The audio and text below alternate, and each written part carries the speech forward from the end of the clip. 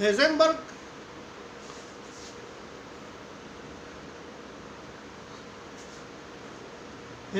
अनिश्चितता प्रयोग का एक प्रायोगिक सत्यापन इलेक्ट्रॉन सूक्ष्मदर्शी द्वारा इलेक्ट्रॉन को देखा जाना हम पढ़ चुके हैं। दूसरा प्रायोगिक सत्यापन, हम इसमें इलेक्ट्रॉन का सिंगल स्लिट डिफ्रैक्शन परिभाषित करेंगे। एकल स्लिट से इलेक्ट्रॉन का विवर्तन। जब इलेक्ट्रॉन को आप कण मानते हैं तो इलेक्ट्रॉन प्रकीर्णित होगा, और जब इलेक्ट्रॉनों को हम तरंग मानते हैं तो उनका विवर्तन होगा। हम दोनों रिजल्ट इसके एनालाइज करेंगे। देखिए, ये एक स्लिट है, यहां से एक इलेक्ट्रॉन बीम आ रही है जिसका संवेग पूरी तरह से x दिशा में है। इलेक्ट्रॉन का प्रारंभिक संवेग, चाहे आप इसे कण माने चाहे तरंग माने, प्रारंभिक संवेग पूरी तरह से x दिशा में है। इस स्लिट की चौड़ाई a है, तो इस स्लिट से जब इलेक्ट्रॉन गुजरता है तो वही इलेक्ट्रॉन इसमें से गुजरेगा जिसके स्थिति सदिश में या स्थिति निर्देशांकों में अनिश्चितता y दिशा में स्लिट की चौड़ाई a के बराबर होगी। अगर इलेक्ट्रॉन यहाँ आ रहा है तो वो स्लिट से पार नहीं हो सकता, क्योंकि उसके लिए y निर्देशांक a से ज़्यादा है। तो y दिशा में इलेक्ट्रॉन के स्लिट से गुजरने में अनिश्चितता हमारे पास होगी स्लिट की चौड़ाई के बराबर a। प्रारंभ में इलेक्ट्रॉन का वेग x दिशा में है, लेकिन स्लिट से गुजरने के बाद आप देखें तो यहाँ पर हमारे पास इलेक्ट्रॉन बीम चारों तरफ फैल जाती है, तो उसका संवेग, चाहे आप प्रकीर्णन लें चाहे विवर्तन लें, उसका संवेग xy दिशा में हो जाता है।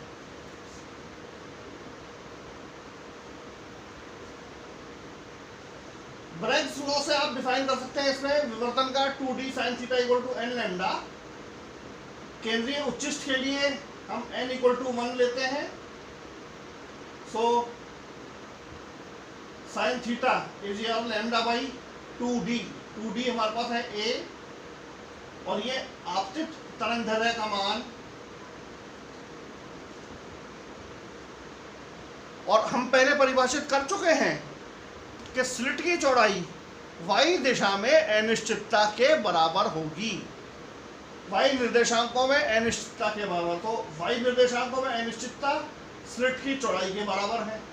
तो आप लिख सकते हैं sine theta is lambda by delta y। अब हम संवेग पर आए।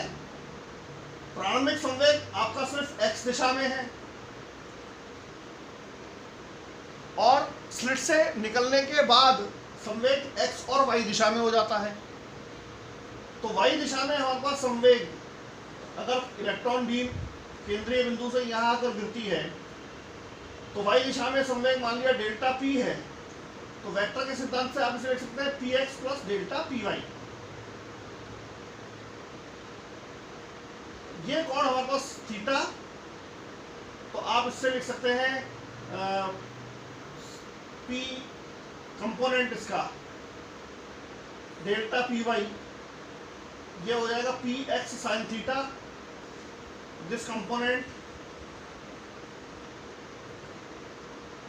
साइन थीटा की वैल्यू आप पहले डिफाइन कर चुके हैं, लैम्डा अपॉन डेल्टा y। ठीक है, लैम्डा अपॉन a से। Momentum px, de Broglie hypothesis से संवेग का मान तरंग दैर्घ्य के रूप में lambda equal to h upon p, so p equal to h by lambda, so ये हो जाएगा h बाई डेल्टा y। और हम इन दो, इससे ये और ये, इससे आप परिभाषित कर सकते हैं delta y is approximately equal to h। Electron जब सिंगल स्लिट से गुजरता है तो उसका विवर्तन चित्र बड़े आसानी से प्राप्त किया जाता है प्रायोगिक रूप से। शर्त यह है कि इलेक्ट्रॉन के संवेग में अनिश्चितता और y निर्देशांकों में अनिश्चितता का गुणनफल h के बराबर होना चाहिए। तभी हमें इलेक्ट्रॉन का विवर्तन चित्र दिखता है, अदरवाइज इलेक्ट्रॉन का विवर्तन चित्र नहीं दिखता है। तो इलेक्ट्रॉन का विवर्तन चित्र डेल्टा वाई पर निर्भर कर रहा है, यानी हम स्लिट की मोटाई ए को कम करते जाएं तो एक स्थिति ऐसी आती है जब हमें इलेक्ट्रॉन प्रायोगिक रूप से इलेक्ट्रॉन का विवर्तन चित्र दिखता है, जो हेजेनबर्ग अनसर्टेनिटी प्रिंसिपल, हेजेनबर्ग अनिश्चितता सिद्धांत का प्रायोगिक सत्यापन है। एक और प्रायोगिक सत्यापन के बारे में बात करें, इलेक्ट्रॉन की नाभिक में अनुपस्थिति। इलेक्ट्रॉन आपको नाभिक में कभी नहीं मिलता है, नाभिक के बाहर मिलता है, यह हम अच्छी तरह से जानते हैं। क्यों नहीं मिलता है? जबकि नाभिक में बहुत अधिक धनात्मक आवेश हैं, तो एक इलेक्ट्रॉन उससे आकर्षित होकर नाभिक में गिर जाना चाहिए, पर ऐसा होता नहीं है। परमाणु संरचना स्थायी है।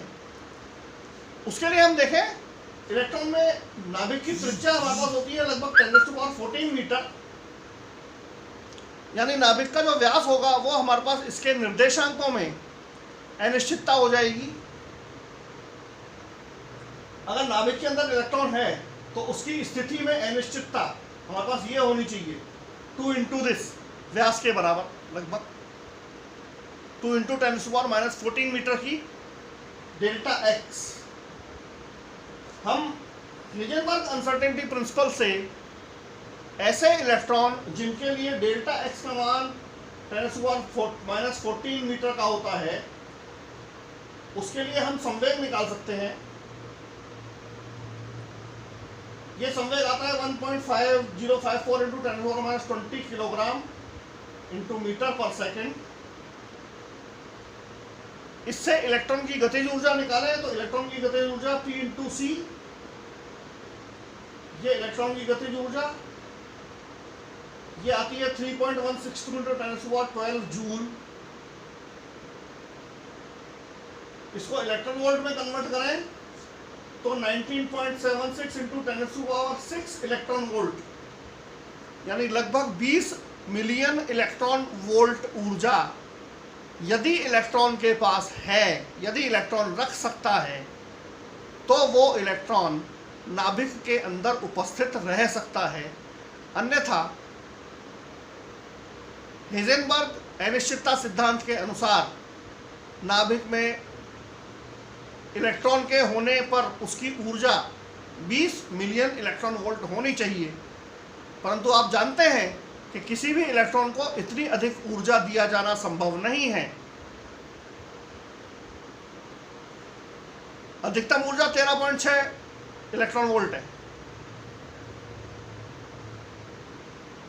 किसी भी इलेक्ट्रॉन को इतनी अधिक ऊर्जा 20 मिलियन इलेक्ट्रॉन वोल्ट ऊर्जा नहीं दी जा सकती। इसलिए इलेक्ट्रॉन कभी भी नाभिक के अंदर उपस्थित नहीं रह पाता है। ये मूल स्तर में देखिए इलेक्ट्रॉन की ऊर्जा है 5.8 इंटू 10⁻2 इलेक्ट्रॉन वोल्ट मात्र। तो मिलियन इलेक्ट्रॉन वोल्ट तो इससे बहुत अधिक है, 20 मिलियन इलेक्ट्रॉन वोल्ट। नाभिक में इलेक्ट्रॉन के होने के लिए हेजेनबर्ग अनिश्चितता सिद्धांत कहता है कि 20 मिलियन इलेक्ट्रॉन वोल्ट उसके पास ऊर्जा होनी चाहिए। इतनी ऊर्जा इलेक्ट्रॉन के पास नहीं हो सकती, इसलिए कभी भी नाभिक में इलेक्ट्रॉन की उपस्थिति संभव नहीं है। Thank you.